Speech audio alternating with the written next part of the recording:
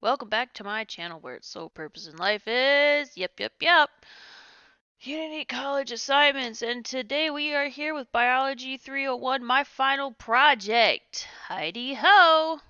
Mind you, this is a mock. Please, this is not real. This is a mock. Okay, let the professionalism, or lack thereof, begin. Hi, thank you all for coming. My name is Liberty. I was hired to do a case report for Second Chance LLC. What are we going over? Well, I witnessed stereotypic behaviors, food aggression, separation anxiety, and anxiety in general, and then resource guarding. And we're going to go over what it is, if it's natural, is it good, is it bad, how can we fix it? We're going to go over these. Stereotypic behaviors are unnatural behaviors that are caused by stress. And when you have a dog that exhibits stereotypic behavior, it's best and recommended that we get them into a foster as soon as possible so we don't have these sorts of behaviors. A big issue with dogs exhibiting stereotypic behavior in shelters, they feel good because they feel like they're relieving stress. But it's the very definition of insanity. It's doing the same thing without the results changing. And on top of that, someone might come in and they see a dog that's jumping or jump spins. Oh, yeah, that's the dog for me because I like to run and that dog has high energy. But then when you take that dog out of that environment, that dog's going to change. And then all of a sudden, what they thought was a high energy dog that could go for runs just really enjoys digging holes in the backyard and being a couch potato. So we need to look out for these behaviors. Now, pacing. Point A to point B and point B to point A. Back and forth, back and forth, back and forth. That's what it is. As we said before, stereotypic behaviors are not natural, they are a cause for stress. We already discussed stereotypic behaviors could be fixed by fosters. Biting the cage. This is not only bad for mental health, but also for their teeth.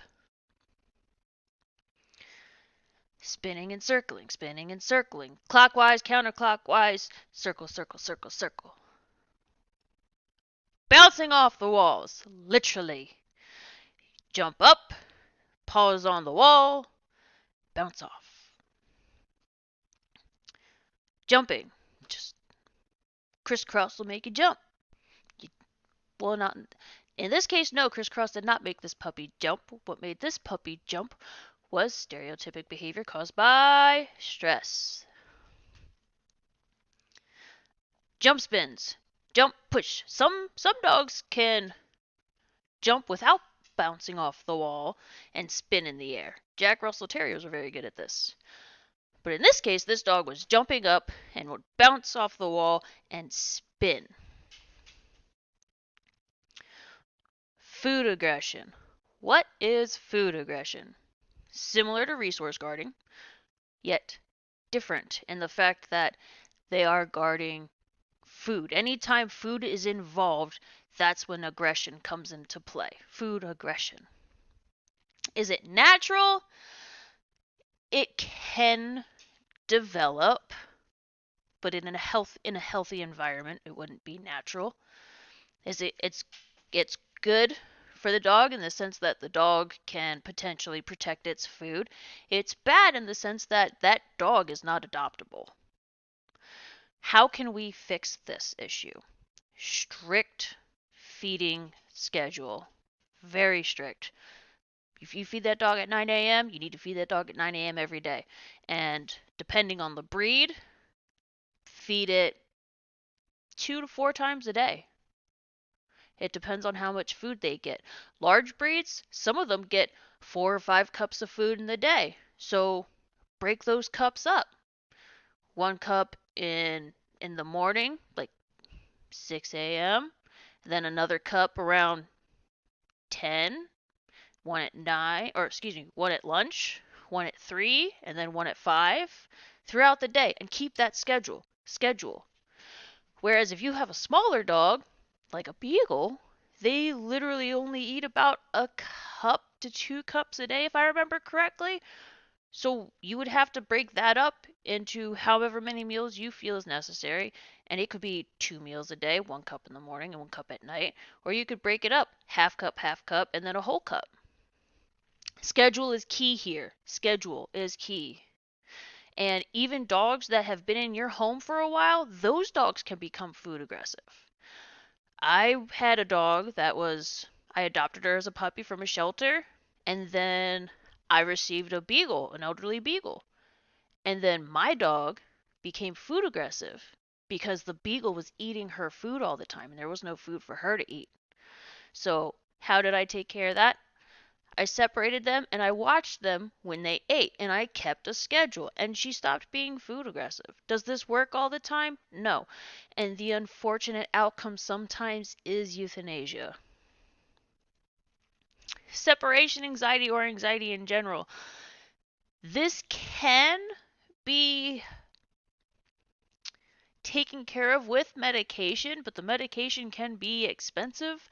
I know for a fact that they can use gabapentin or trazodone, and sometimes it's hard to get those medications because of the reputations that they have.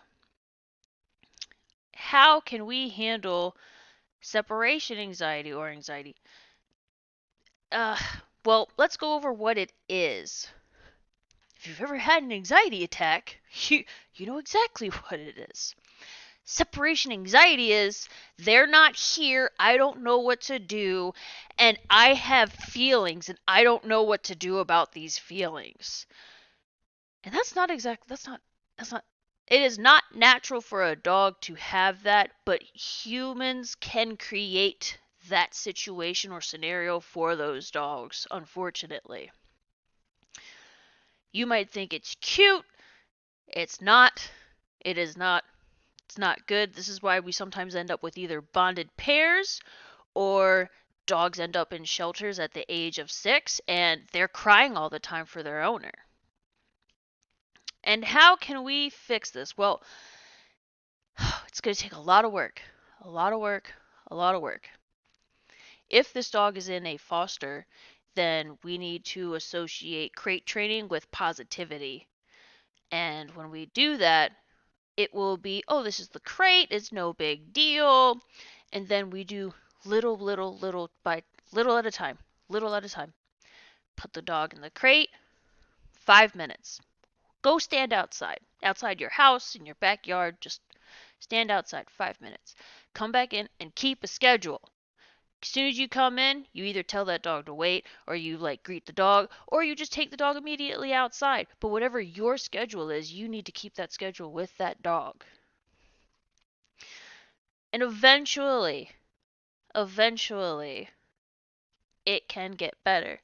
Unfortunately, there has been an uptick of dogs being surrendered after COVID because people went back to work and they formed these bonds with these animals and they didn't separate themselves. And these dogs created separation anxiety, which in turn, they destroyed the house because they weren't kenneled or they were biting the cage because that is a symptom of separation anxiety if they're kenneled. So you need to keep them busy and work with being separated. Resource guarding, it is very, very similar to food aggression, but in this case, it could be a toy, it could be their food bowl. The food bowl could be empty, but that is their food bowl. I haven't seen it in dog human relationships, as in I haven't seen a dog resource guard a human. And they get aggressive. It's not exactly natural, it can develop. The dog thinks it's good because this is mine and I'm protecting what's mine, but it's bad because they could potentially bite somebody. If they bite an adult, no one's really too worried, but if they bite a child, it's a big deal. And these littler dogs, like your chihuahuas, are more prone to biting than bigger dogs The issue here is miniatures or these toy dogs don't have the bite force that a Rottweiler does. So unfortunately, we end up with these situations where big dogs bite, get euthanized. Little dog bite, oh, okay. How can we fix this? By assuring the dog that it will be there. You can take it and you can give it back, and then you praise the positive behavior. And the negative behavior, we don't reward negative behavior. And that's how we can take care of that. And these are my sources, and thank you for stopping by.